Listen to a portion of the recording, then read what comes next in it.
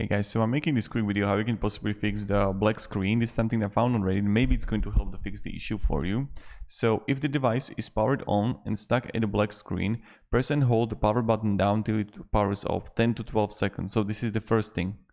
Next, press and hold the down and volume up button and don't let it go till instructed. And while still holding the down and the volume up button, press and hold the power up button for 2 seconds and then release the power button.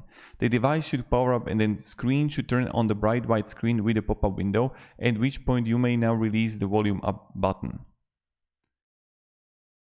The pop-up window is in the Novo button menu and it will present you with multiple options. So normal setup, BIOS setup, boot menu, system recovery, clear password. And if your engine was working fine prior to black screen, then just choose normal startup, otherwise choose system recovery and good to go through the recovery options. So I just want to make this quick video of what you can do and how you can possibly fix this issue. So hope it helped you at least a little bit, and have a great day and goodbye.